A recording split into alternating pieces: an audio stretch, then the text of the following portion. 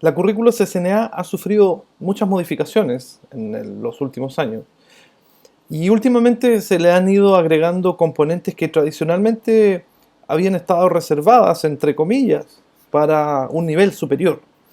Pero la evolución de las redes ha hecho que tengamos que entender más prontamente algunos conceptos avanzados de administración de redes.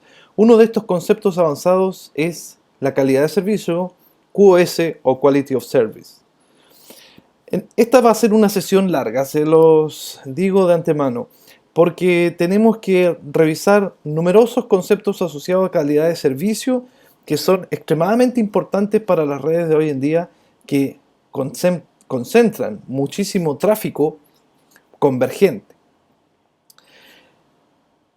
¿Cuál es la idea de calidad de servicio? La calidad de servicio es una herramienta que nos prestan los dispositivos de red y los hosts en general para controlar la congestión cuando la demanda de ancho de banda es insuficiente.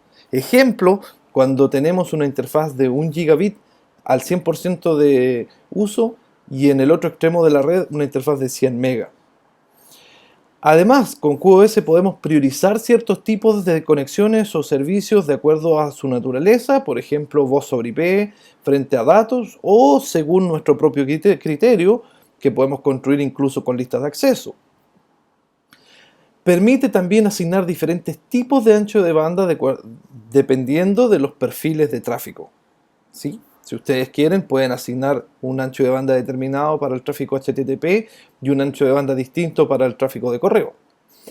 Lo importante es que QoS es uno de los componentes principales de las redes convergentes que, como su nombre lo dice, convergen los servicios de voz sobre IP, video y datos simultáneamente, entre otros. Hoy en día la calidad de servicio es un tema estándar y básicamente el IETF define dos tipos de calidad de servicio. Uno que llamaremos servicios integrados y otro que llamaremos servicios diferenciados.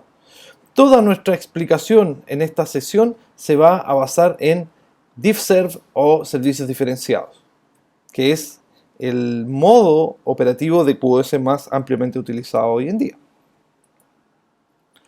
Para poder entender qué es calidad de servicio, tenemos que entender qué es la congestión. De hecho, muchas de las políticas de calidad de servicio solamente operan y empiezan a funcionar en periodos de congestión. La congestión ocurre cuando una interfaz recibe más tráfico del que puede procesar. Como les decía anteriormente, tenemos una interfaz de gigabit que puede estar recibiendo mucho más tráfico de lo que el router es capaz de enviar. En este caso, tenemos un típico ejemplo de lo que nosotros llamamos cuello de botella o bottleneck en inglés, ¿cierto? Un cuello de botella. Y esta congestión genera numerosos problemas. El principal problema que genera es que empieza a haber retrasos, se aumenta la latencia y los paquetes empiezan a ser incluso descartados. Cuando se congestiona un enlace, el router debe actuar rápidamente y eso toma tiempo. Entonces, mientras más congestionado está, más trabajo tiene el router, por lo tanto más se demora este paquete en salir acá y la latencia empieza a aumentar. El problema es que hay algunos tipos de tráfico que son sensibles a esta latencia, como por ejemplo la voz sobre IP o el tráfico interactivo. Tráfico interactivo podemos llamar una sesión de Telnet. Telnet, donde yo escribo un comando y espero que la respuesta se procese de manera inmediata. Entonces, al tráfico que es sensible por naturaleza a la latencia, lo afectan indudablemente los periodos de congestión. Más concretamente, en periodos de congestión, la mayoría de los dispositivos hacen un drop o descartan estos paquetes, simplemente los eliminan. Y eso es por lo siguiente. Los dispositivos tienen internamente un buffer o una memoria que se llama delay buffer o buffer de retraso, si lo quieren llamar así. Entonces, cuando vemos que viene una secuencia de paquetes entrando al router o al switch o al dispositivo de red en general y ha venido a intervalos regulares, pero uno de estos mensajes ha tenido más retrasos que otros, el buffer interno de las interfaces puede contener este retraso medianamente, ya que almacena temporalmente la información y espera que llegue de tal manera que salga correctamente en el orden esperado. El problema se produce cuando esta latencia es excesiva, cuando hay mucho retraso, entonces el buffer no es capaz de almacenar esa información por tanto tiempo, así que termina descartando el paquete. Entonces, en otras palabras, podemos decir que los streams o flujos de datos recibidos con exceso de jitter son no siempre controlados por un buffer. ¿Qué es el jitter entonces? Si nosotros pudiésemos graficar esto en función de la latencia en milisegundos y en función del tiempo, podríamos ver que hay algún tipo de tráfico que, supongamos que aquí tenemos 10 milisegundos y aquí tenemos 100 milisegundos en nuestra escala y aquí tenemos 50. Hay algún tipo de tráfico que se comporta de esta manera, donde tiene distintos tipos de latencia o tiempos de respuesta. El jitter es nada más que la variación de esta latencia. Podemos ver aquí que la variación de esta latencia es acentuada. Cuando hay protocolos que tienen un jitter muy elevado, entonces la mayoría de los routers no puede trabajar con eso y termina descartando los paquetes. En cambio, hay otros tipos de tráficos que generan un jitter menos, ¿cómo podría decirlo? Menos fuerte o un poco más alineado. En este caso el jitter es mucho menos agresivo y mucho menor que en el caso anterior. Así es que en una conexión con este tipo de jitter es probable que el delay, el buffer delay, pueda reaccionar a tiempo. Incluso puede dejar pasar los paquetes completos. Si este jitter es muy grande, muy extenso, entonces se genera la pérdida de paquetes. La voz sobre IP y el video es sensible a este problema. Otro tipo de tráfico de datos como web, email y similares no lo son. Para poder entender un poco la calidad de servicio, tenemos que entender los perfiles de tráfico. La red administra distintos tipos y orígenes de tráfico diferentes y cada uno tiene una característica especial. Por lo tanto, a cada tipo de tráfico tenemos que aplicarle políticas especiales. El primer tipo de tráfico que vamos a analizar es el de voz sobre IP o Voice over IP. Por favor, no confundan nunca voz sobre IP con telefonía IP. No es lo mismo.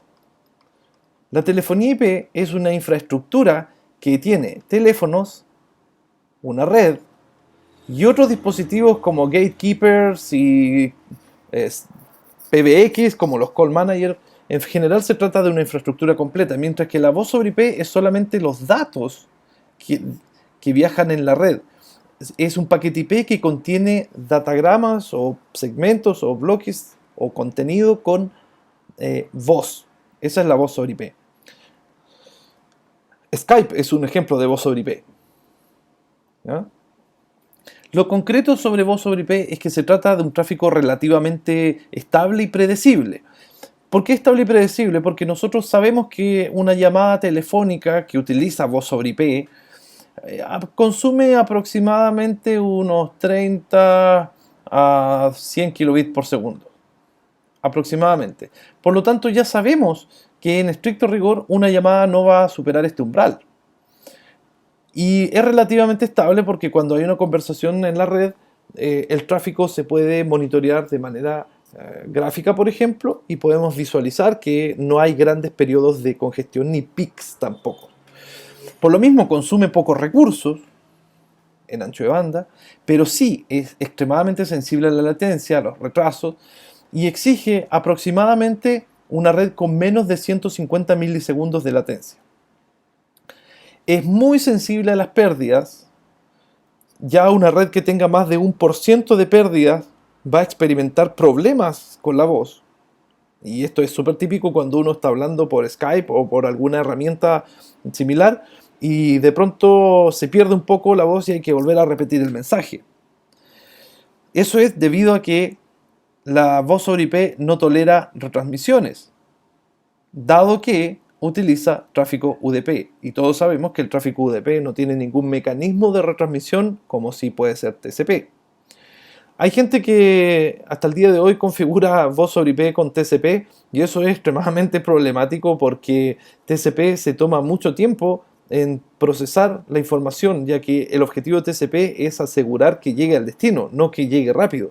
En cambio, se utiliza UDP porque si hay algún problema en la comunicación, no es mayor complejidad decirle a la otra persona que por favor repita el mensaje. Lo importante sí es recordar que aproximadamente requiere un jitter de menos de 30 milisegundos. Si el jitter o esta variación de latencia es muy excesiva, entonces la voz sobre IP va a tener problemas. Y es ahí donde tenemos que aplicar políticas de calidad de servicio para contrarrestar este efecto. Requiere aproximadamente entre 30 a 128 kilobits, como decía yo, pero dependiendo del códec. ¿Ah? Esto es más o menos una idea del perfil de tráfico sobre voz sobre IP. Si lo comparamos con el perfil de tráfico de video sobre IP, vemos que es bastante diferente, porque el video sobre IP es un tráfico totalmente impredecible y que fácilmente genera ráfagas o pics de tráfico en ciertos periodos. Aquí tenemos un ejemplo de una cámara de televigilancia IP y en este gráfico estamos extrayendo la medición de ancho de banda que genera esta cámara. Si ustedes pueden observar, fíjense que aproximadamente esto tiene una forma como así, una cosa así. Y coincide que, miren, entre las 18 y las 6 horas tenemos un aumento del ancho de banda. Incluso en algunos periodos tenemos pics.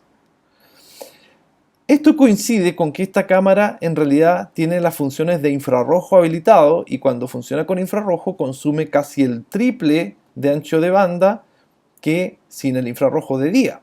Incluso si esta cámara IP está apuntando a un lugar que hay mucho movimiento, va a consumir mucho más ancho de banda que una cámara que está apuntando a un lugar fijo. Cuando en una escena de video tenemos, no sé, voy a tratar de dibujar algo aquí, una esquina o una puerta, por ejemplo, ¿sí? Y está todo el tiempo esta cámara apuntando a esta puerta, el consumo de ancho de banda aproximadamente podríamos decir que va a andar alrededor de 1 megabit por segundo, de forma pareja. Pero si de pronto pasa una persona y se desplaza en la imagen, este consumo de ancho de banda puede subir un poco a 1,5, incluso 2 megabits. Y no digamos qué pasa cuando llega mucha gente. La cámara necesita procesar mucha más información, por lo tanto el consumo de ancho de banda aumenta y eso es lo que se experimenta aquí en estos pequeños pics. A eso se refiere con que el tráfico sea impredecible. El tráfico de video también es muy sensible a pérdidas. Normalmente vamos a tolerar menos de un 1%, porque más de un 1% de pérdidas de paquete en esta red se va a traducir directamente en imágenes defectuosas. Es sensible a la latencia, pero tiene una mayor tolerancia que la voz sobre IP. Podemos tolerar hasta 400 milisegundos de latencia incluso, en algunas condiciones extremas. Lo que sí es extremadamente distinto a la voz sobre IP es que consume mucho mayor ancho de banda. Entre 300 kilos y hasta 20 o 30 megabits por segundo, incluso más, también dependiendo del códec y de numerosas configuraciones. La variación de la latencia no debe ser mayor a 50 milisegundos. Ven que entre voz IP y video sobre IP tenemos distintos perfiles, por lo tanto tenemos que aplicar distintas políticas de control sobre estos dos tipos de tráfico. Y adicionalmente tenemos los datos tradicionales, que estos sí que son impredecibles porque nada nos evita que en cualquier momento un usuario abra una conexión contra un sitio de descargas y empiece a consumir ráfagas de ancho de banda durables y tenga un impacto negativo sobre la red. Lo que sí es importante es que este tráfico generalmente es insensible a las pérdidas, ya que aquí tenemos a nuestro gran amigo TCP que se encarga de reenviar el tráfico cuando hay pérdidas y es eventualmente insensible a la latencia. Cuando usted va a la página del banco, ingresa, normalmente hay un retraso adicional por todos los algoritmos criptográficos que implica HTTPS. Pero nosotros podemos esperar y no nos molesta que la conexión se demore 5 o 6 segundos más a cambio de que sea segura. Por eso que es insensible a latencia. pero sí que puede consumir fácilmente el total del ancho de banda de un enlace disponible. Así es que también tenemos que aplicar políticas de control de ancho de banda específicas para los datos, específicas para video y específicas para voz sobre IP. ¿Cuáles son esas políticas? Bueno, lo primero que nosotros vamos a entender es que la calidad de servicio se basa en el concepto de encolamiento o queuing en inglés. Queuing, la idea de formar colas. Hay distintos tipos de encolamiento. Aquí no están todos, están solamente los principales. Pero el primero que nosotros vamos a analizar es FIFO, First In, First Out, que significa que el primero que entra es el primero que sale. Luego hay un tipo adicional de cola que se llama WFQ o Wait Fair Queuing, que en español podría ser algo así como encolamiento controlado basado en pesos, ¿eh? O en prioridades. Luego tenemos una variación de Wait for Queuing que es Class Based Wait for Queuing o CBWFQ. Encolamiento controlado basado en pesos, pero también basado en clases. Y tenemos también LLQ o Low Latency Queuing, que es un encolamiento para tráfico de baja latencia. Entonces, estas técnicas de queuing son herramientas de control de congestión que permite priorizar, administrar buffers y también en algunos casos reordenar paquetes antes de ser transmitidos a un destino. Lo importante es que son herramientas de control de congestión y la mayoría de ellas opera solamente en periodos de congestión. Vamos a ver de qué se trata cada una de estas formas. En primer lugar, tenemos las colas de tipo FIFO que yo creo que todos ustedes conocen, First In, First Out, donde aquí no existe ningún concepto de prioridad ni clasificación. Aquí el primero que ingresa es el primero que sale. Esto es muy similar a una fila en un banco donde se procesa por orden de llegada. Aquí no importa en el método FIFO si la persona está embarazada, si es mayor de edad, si tiene algún problema. Simplemente el primero que llegó se atiende primero y sale primero. Todos los paquetes se tratan de la misma forma, no existe una única cola. Tampoco tenemos conciencia del tráfico sensible. Y es más, hay tan poca conciencia de que hay un cierto tráfico que es especial que incluso puede llegar a ser descartado cuando hay una congestión. En el método FIFO puede ser que un paquete importante simplemente se descarte. Por defecto, las interfaces Ethernet funcionan en modo FIFO. En interfase serial funciona el método siguiente que vamos a ver, que es Wait for Queuing. Así que FIFO es ideal en entornos de mínima congestión y de gran ancho de banda disponible. Si nosotros sabemos que nuestra red consume aproximadamente 8 a 9 megabits de tráfico y tenemos 1000 megabits, 1 giga, entonces no tiene mucho sentido que empecemos a aplicar políticas de encolamiento para priorizar el tráfico porque tenemos suficiente ancho de banda.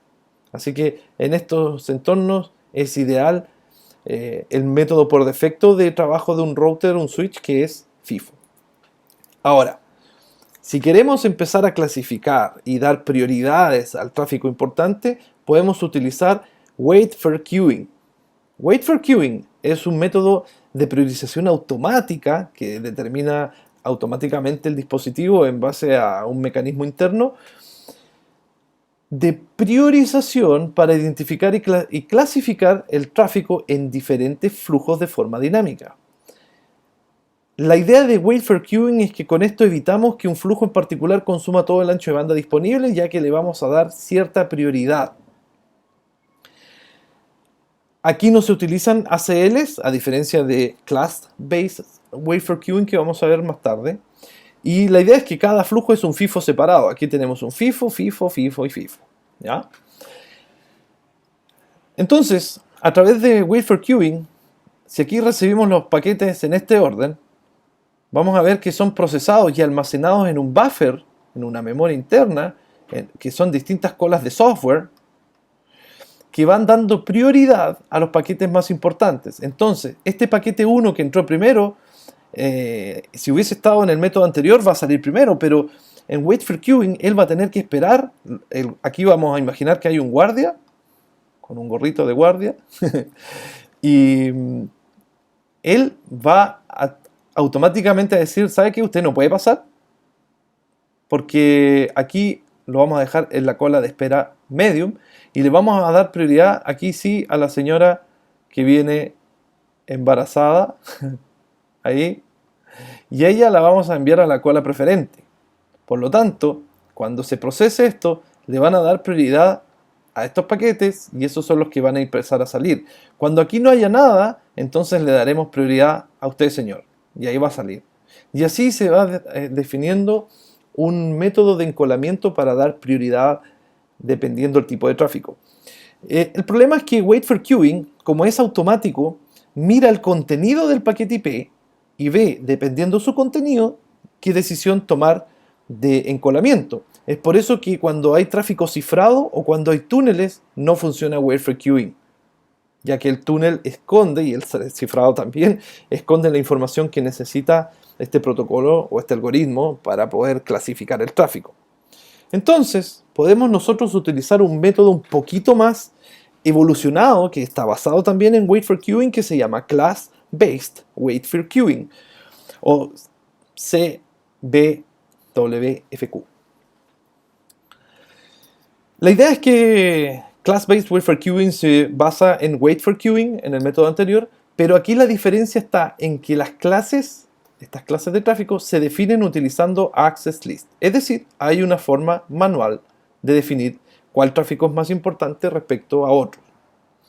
También cada clase funciona como un FIFO individual y a cada una de estas clases se le da un valor de ancho de banda, por ejemplo, 500 kilobits, 200 kilobits, 100 kilobits, 50 kilobits, y un peso y un máximo de envío de paquetes, por ejemplo, máximo 1000 paquetes por segundo, por decir una cosa. El ancho de banda que nosotros le asignamos acá es el ancho de banda asignado y garantizado durante periodos de congestión. No todo el tiempo. Solamente cuando hay congestión se aplican estas políticas de control de ancho de banda. Y Class Based Wait for Queuing aplica por defecto un método que se llama Tail Drop, que descarta automáticamente los paquetes al final de la cola cuando hay congestión. Imagínense que este pobre router aquí está procesando muchos paquetes que quieren entrar a este recinto llamado router y quieren entrar acá. Entonces se genera una congestión. Los dispositivos tienen una capacidad limitada para procesar la congestión, ya ustedes saben, de acuerdo al delay buffer que vimos anteriormente y a otros métodos. Entonces, él automáticamente va a empezar a clasificar estos paquetes de acuerdo a las listas de acceso que nosotros creamos. Pero va a llegar el momento en que la congestión sea tal que este pobre router no va a poder siquiera procesar la información porque va a estar sobrepasado. Y la opción que va a tomar se llama Tail Drop, es decir, va a eliminar automáticamente todos los paquetes que vienen al final de la cola. No importa de qué se trate, no importa si es tráfico preferente o no. Si la congestión es mucha, inmediatamente se ocupa Tail Drop. Adicionalmente tenemos LLQ o Low Latency Queuing, que es una cola de baja latencia, que es un complemento a Class Based Wait for Queuing, al anterior.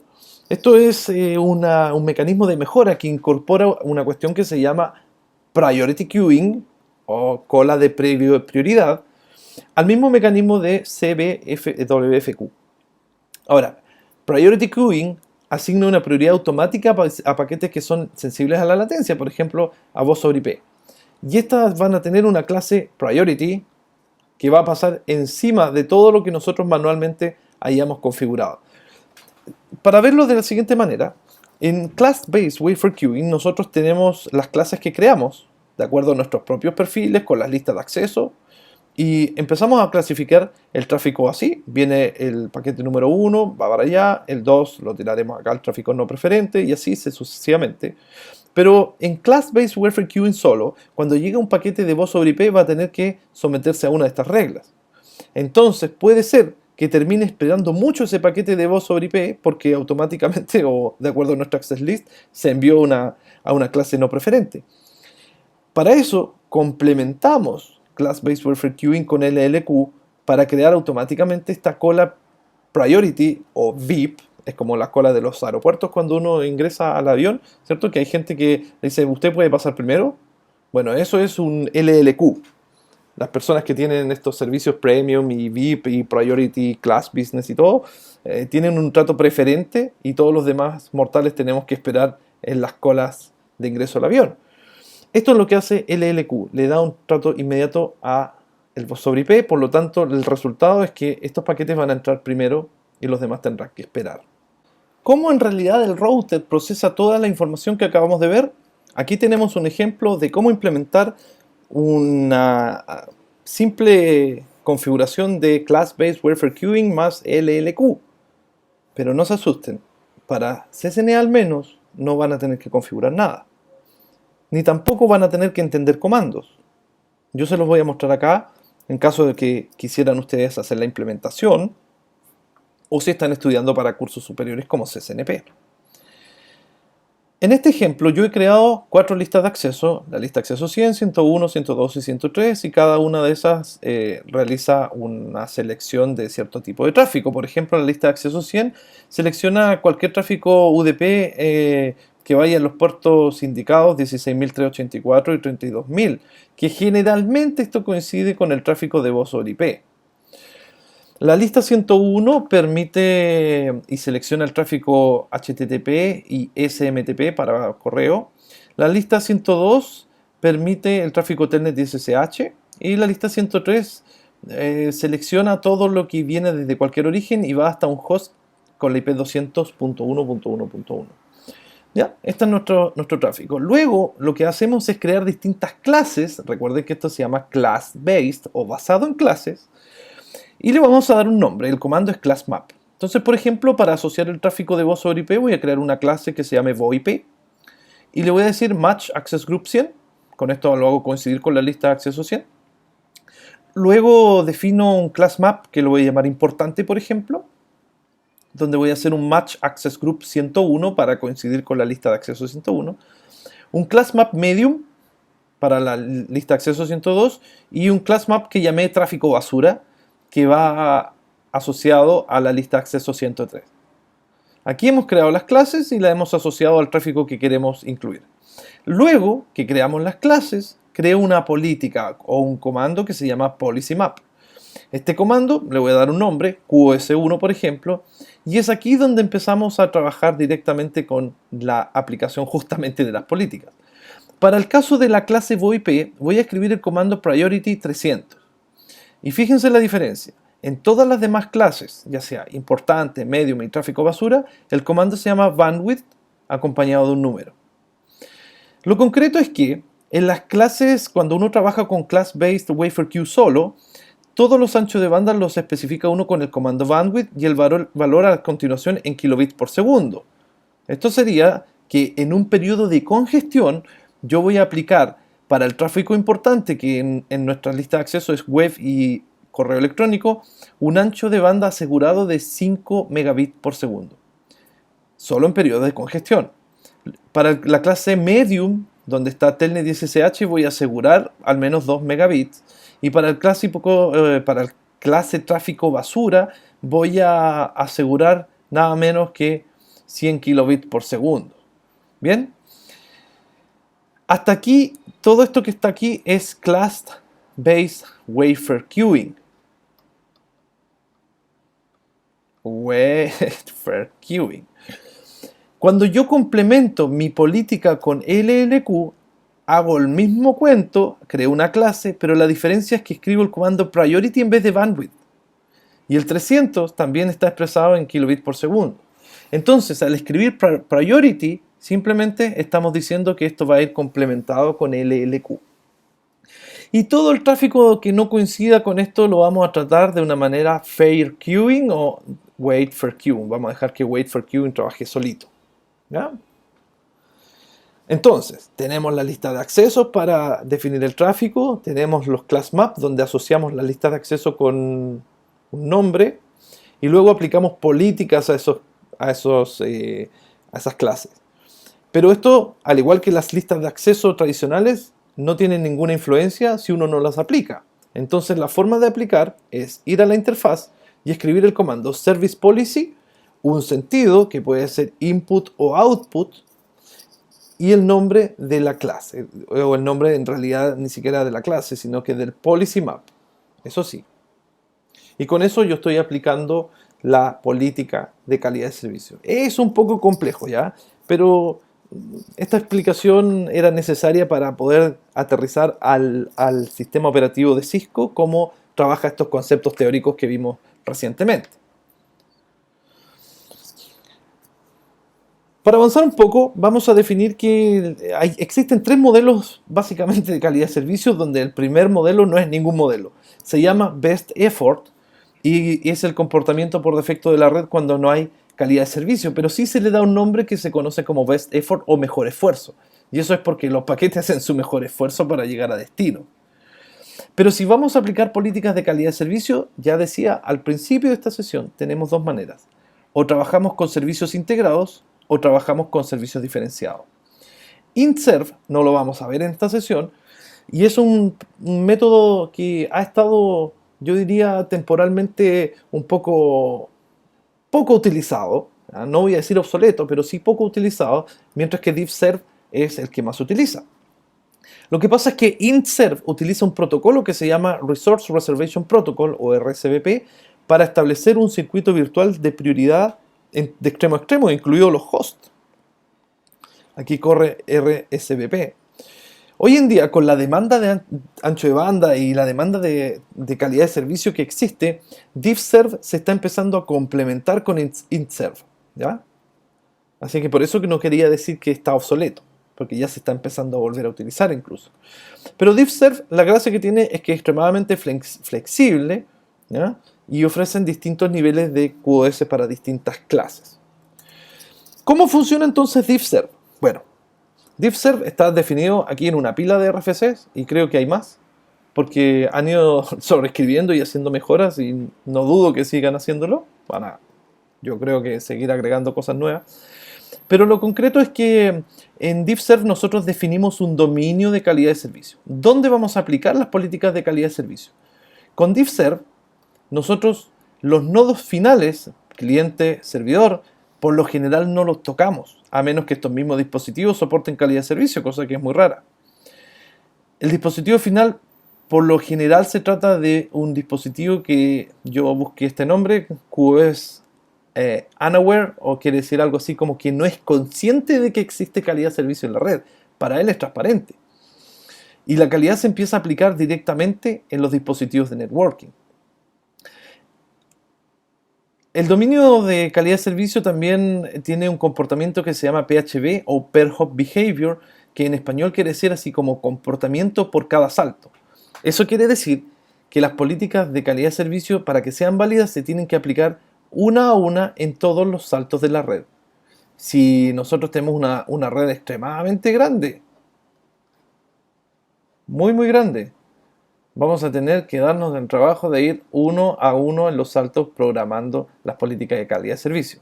Cisco tiene herramientas que nos permiten hacer eso, como por ejemplo APIC EM, que es un software que tiene por objetivo administrar la red, donde hay una funcionalidad que se llama EasyQoS, donde eventualmente podríamos aplicar estas configuraciones a todos los dispositivos si es que fuesen Cisco. ¿Ya? Pero en estricto rigor el estándar dice que tiene que ser Per Hop Behavior. Dentro del dominio se hace la clasificación y el marcado. Se le da, entre comillas, un color a cada uno de los tráficos. Este es el proceso general de calidad de servicio. Así funciona desde que ingresa el tráfico en una interfaz que ya está congestionada hasta que sale totalmente ordenadita. Lo primero que se hace es cuando arriba esta gran cantidad de tráfico a la interfaz es que se le da un marcado. Le vamos a marcar el tráfico. Lo vamos a marcar en colores, o en prioridades, o en ancho de banda, o en clases. Como ustedes quieran. El tráfico que sin calidad de servicio es tratado de forma preferente, con calidad de servicio nosotros le vamos a dar una distinción, lo cual nos va a permitir hacer algunas cosas, como por ejemplo un descarte selectivo. Podemos nosotros decirle al router que antes de que ingresen los paquetes del router, ¿sabes qué? Quiero que cierto tipo de tráfico se elimine porque no quiero procesarlo, y se hace incluso más reducido el tráfico que está ingresando a la interfaz. Y una vez que hicimos esto, vamos a realizar la clasificación y el encolado o encolamiento que vimos anteriormente con los métodos Wayfair Queuing, Class-Based Wayfair Queuing, Low Latency Queuing, etc. ¿Ya? Aquí hacemos efectivamente la clasificación. Y también luego podemos aplicar políticas como ancho de banda y aplicar shaping. Si ustedes se fijan aquí en esta imagen, estos primeros dos mensajes fueron recortados y lo concreto es que esto de acá se procesa de manera prioritaria y termina saliendo por la interfaz así. Esto es el modelo general de calidad de servicio. Eso es lo que se hace. El tráfico se identifica, se clasifica, se le aplica una política y si es necesario se descartan algunos o se hacen drop en algunos paquetes que son innecesarios. Como lo primero que hay que hacer es marcar el tráfico, lo que nos ofrecen los estándares hoy en día es lo siguiente. Podemos nosotros marcar el tráfico en su origen si es que utilizamos Ethernet a través del campo Class of Service que trae la trama Ethernet, y para ello tenemos 3 bits. Si utilizamos una red inalámbrica 802.11 también hay un campo similar que se llama Traffic Identifier. En las redes MPLS también podemos marcar el tráfico para posteriormente, por ejemplo, enviarlo a una cola preferente o simplemente descartarlo a través del campo EXP o experimental. En IPv4 y IPv6 se ocupaba, o yo no sé si se ocupaba, pero una de las formas, por decirlo así, una de las formas de trabajar es con el IP precedence, que por lo menos para IPv4 estaba totalmente obsoleto y se reemplazó por una cuestión que se llama DSCP, que ya vamos a ver a continuación. Estas son las formas de marcar en capa 2, en capa 2,5 podríamos decir, MPLS funciona ahí en el limbo entre la 2 y la 3, y en capa 3. ¿Cómo funciona el marcado en la capa 2? Acá tenemos una trama Ethernet tradicional, estándar, y cuando aplicamos 802.1q, recuerden que se agregan 4 bytes extras. Estos 4 bytes están compuestos de 2 bytes para el tag protocol ID y 2 bytes para el tag control information. Y dentro de este TCI tenemos esto, 12 bits para el VLAN ID. Recuerden que la cantidad máxima son 4096 VLANs, ya que tenemos aquí 2 elevado a 12. Y los 3 primeros bits de esta parte se llaman prioridad. La prioridad. Y todos los valores que podemos hacer con estos 3 bits son estos 8 que aparecen acá. Del 0 al 7 ya existen maneras de forma estándar de clasificar en capa 2. Por ejemplo, si tenemos un teléfono IP conectado a un switch y ese teléfono IP a su vez conecta con un PC. Como aquí siempre hay un trunk donde tenemos la VLAN de datos que puede ser la 10 y la VLAN de voz que puede ser la 20, por ejemplo, le podemos decir que todo lo que salga del mismo teléfono en este enlace, en la trama Ethernet, lo podemos marcar con un valor 5. Y esto se llama Class of Service 5. ¿Bien? Y los datos, eventualmente podemos utilizar una de estas otras clases, pero el ejemplo con la voz es el más típico. Si queremos darle prioridad al teléfono, entonces vamos a tener que identificarlo desde un comienzo y para ello le vamos a decir en la misma trama Ethernet que él va a llevar un 5 interno en este campo de prioridad, que para nosotros se va a llamar Class of Service o clase de servicio 5. Luego, cuando llegamos al primer dispositivo de capa 3 como un router, tenemos que seguir marcando. Como los routers no procesan tramas Ethernet únicamente, sino que ellos se basan en la información IP, entonces los campos IP para IPv4 y IPv6 también tienen un formato que nos permite realizar marcado. Anteriormente, en el RFC 791 había un campo que se llama Type of Service, que era de 8 bits, aquí, pero hoy en día ese campo, que en su momento tenía la forma que aparece aquí, donde los tres primeros bits eran el IP precedence, luego había un delay throughput y también un valor que se llama CU, currently unused o actualmente sin uso. Esto quedó obsoleto en función de esto de acá. Se aplicaron los Differentiated Service Code Point o DSCP. El tema es que cuando trabajábamos con IP precedence era todo súper bien porque resulta que las tramas Ethernet que venían etiquetadas como 5, por ejemplo, o en binario 101, cuando llegaban a nivel IP teníamos estos 3 bits para hacer exactamente lo mismo y el IP precedent coincidía con la información que venía de la capa 2. Pero cuando nos pusieron los servicios diferenciados, ahora nos dieron 6 bits en vez de 3 y ya no tenemos exactamente la misma forma de mapear la información de capa 2 con la capa 3. Tenemos que hacer esto en 6 bits. Y más o menos sería algo así. Más o menos. Es harta información. Miren. Déjenme explicarles un poco.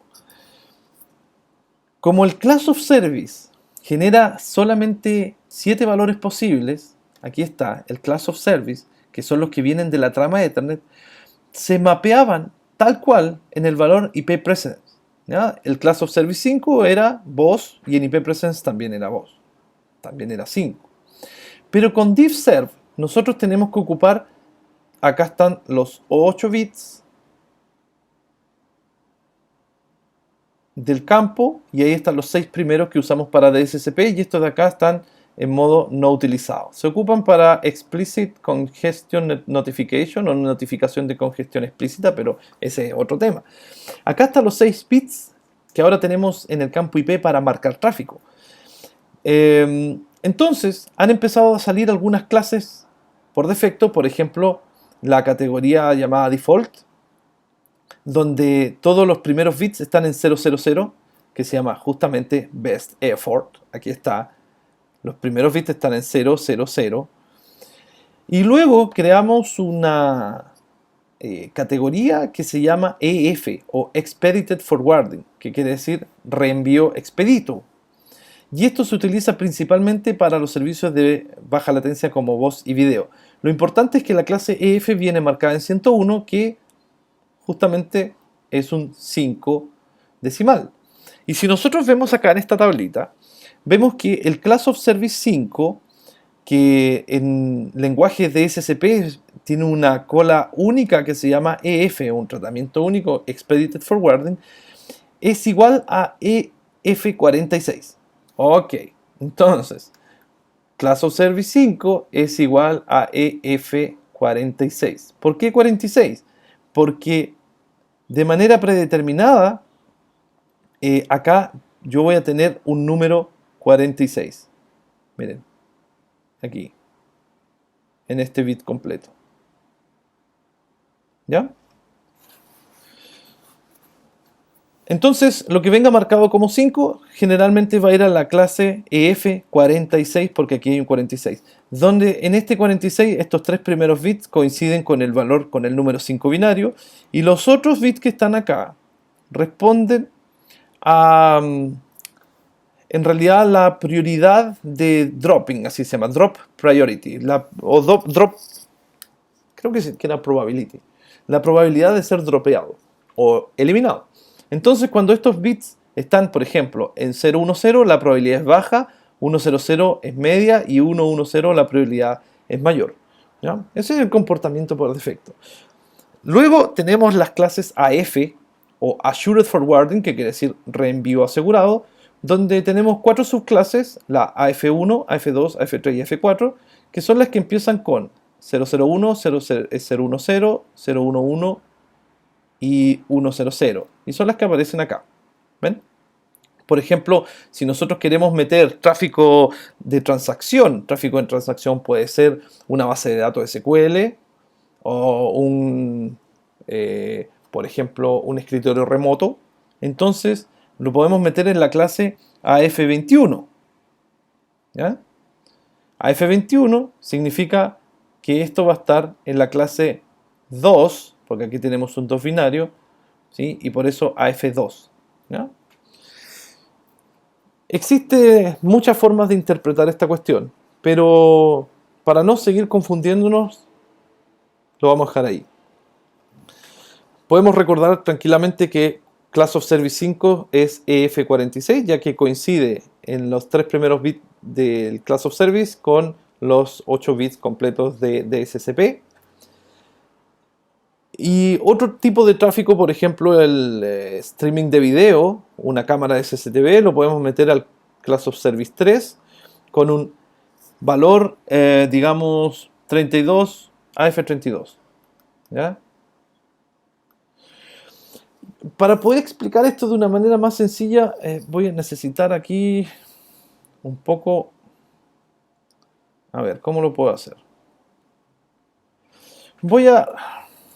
Quiero retroceder un poquito aquí. Voy a explicar sobre esta diapositiva, ¿ya? ¿Ok?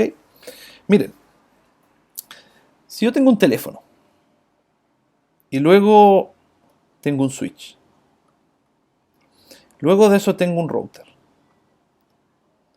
y este router se conecta con otro router, luego con otro router, y luego finalmente llega un switch, y acá está el otro teléfono, en el otro extremo de la red.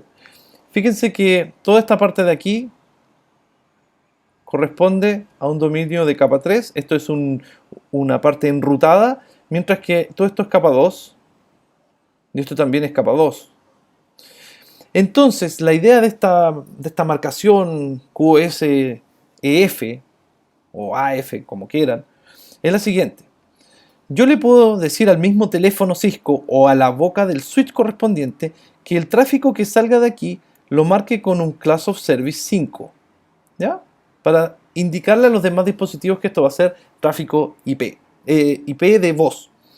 Luego, también aquí, cuando llegue al router va a seguir marcado como 5, pero el router tiene que ahora enrutar a nivel IP y ya no le sirve el Class of Service 5 porque ese es un valor únicamente para las tramas Ethernet en capa 2. Entonces lo que él tiene que hacer es enviar un paquete IP y aprovechar de mandar ese paquete IP marcado ya en referencia a lo anterior. Por eso que aquí utilizamos el valor EF46 dentro del paquete IP, y con eso el router de aquí puede saber, por ejemplo, que ese paquete le tiene que dar prioridad, si es que la política está creada correctamente, porque se sabe que viene originado como voz sobre IP. Incluso puede volver a reenviarlo con el valor EF46 para que todos los routers a continuación lo traten con prioridad. Y cuando este router vaya a enviarlo a la red, nuevamente esto va a llegar con Class of Service 5. Y la llamada telefónica va a tener prioridad a lo largo de todo este trayecto. Esa es la idea, ¿ya? Por eso que existe este mapping entre las Class of Service y en realidad el valor del encabezado IP. ¿Ya? Lo mismo que acabo de explicar aquí está un poco más resumido, tal vez un poquito más claro, donde la clasificación a nivel de capa 2 que se llama Class of Service es la que ya habíamos visto, siendo 5 por ejemplo voz, ¿ya? Que eso también coincidía con el IP Precedence en algunos tiempos atrás, y ahora la clasificación en clase 3 se llama Expedited Forwarding 46. Lo mismo que si yo marco algo como un tráfico de streaming de video para una cámara, por ejemplo, una cámara IP, lo voy a marcar con el Class of Service 4, pero también lo puedo enviar a una clase de servicio que se llama 32, con el valor 32, de CCP32. Y eso lo marco con CS32. O si es una videoconferencia, le puedo dar también el valor 4, pero lo puedo meter en una clase preferente diferente con un valor AF41, por ejemplo. ¿Ya? Esa es la idea. Ahora, dentro del QoS ya decía que DiffServ tiene un dominio de operación. Y en este caso se llama límites de confianza. Nosotros podemos tener el límite de confianza en los dispositivos que marcan el tráfico.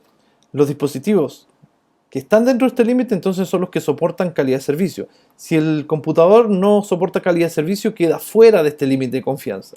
Si el teléfono IP soporta marcado de calidad de servicio, entonces queda dentro de este dominio de calidad de servicio.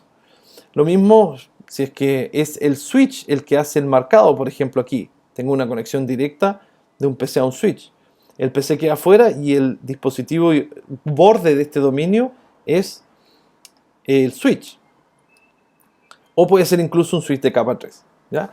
Los switches, por lo general, no priorizan, sino que simplemente se dedican a marcar y clasificar.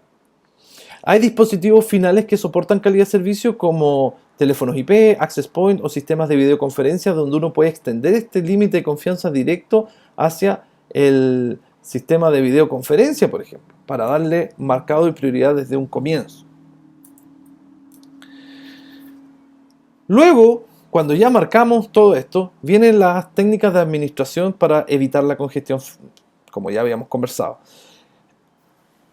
Las acciones que podemos tomar son enviar el tráfico determinado a una cola específica, definida por ejemplo en Class-Based Wafer Queuing o en Wafer Queuing solo si lo hace automáticamente.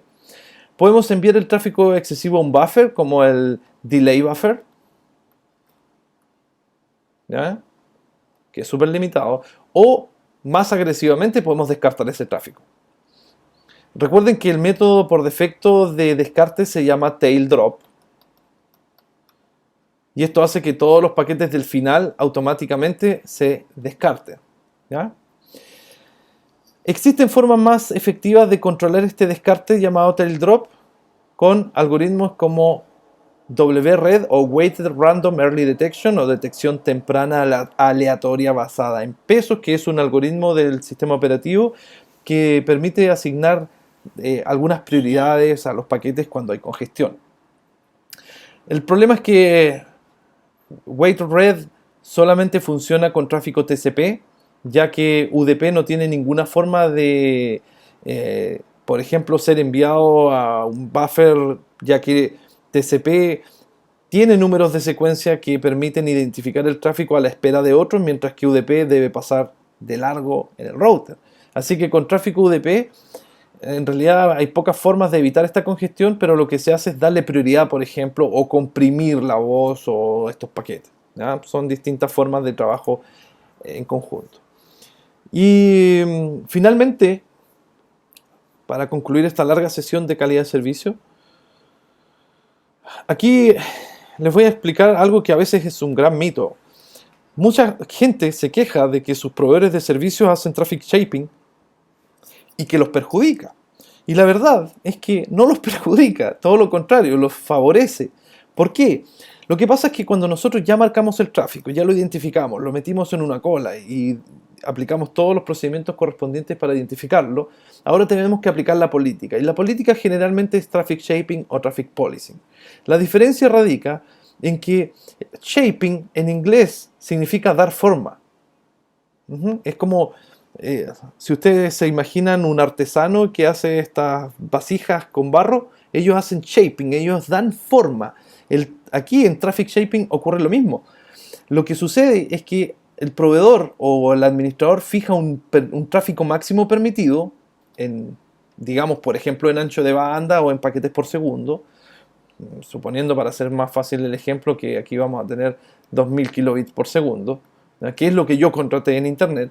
Y cuando tengo tráfico excesivo que se pasa de estos 2000 kilobits, el proveedor lo que hace al aplicar traffic shaping es que todo este exceso lo mete en un buffer temporal para después volver a ingresarlo aquí en estos periodos donde no había uso de la red, de tal manera que el efecto sea que el tráfico es más o menos parejo. ¿Okay? Se guarda este tráfico excesivo y se agrega en la red en los momentos que el consumo baja. Por lo tanto, el resultado es que con traffic shaping, mi conexión, si yo estoy traficando al máximo posible, siempre voy a marcar 2000 kilobits por segundo. Mientras que si el ISP fuese realmente maldito, nos aplicaría un policing. Y el policing simplemente significa que todo el tráfico excesivo se corta. Por lo tanto, mi medición va a ser absolutamente irregular. Aquí no se permite nada que exceda los 2 megabits. Si hay algo que exceda en un bit por segundo, se descarta, simplemente, se corta. En cambio, como ven, Traffic Shaping es mucho más amable porque nos toma el tráfico excesivo y lo vuelve a poner en la red en la medida que hay recursos disponibles para ello. Ujú. Con calidad de servicio podríamos hablar mucho más y podríamos configurar y hacer todo esto, pero este era un primer approach, un primer acercamiento solamente al concepto de calidad de servicio, que es súper importante en las redes de hoy día, conocer cómo funcionan y entender, por lo menos a manera general, de qué se tratan las prioridades, las colas, la clasificación y finalmente las políticas. ¿Ya? Yo espero no haberlos aburrido en esta larga sesión y como siempre nos vemos en la próxima.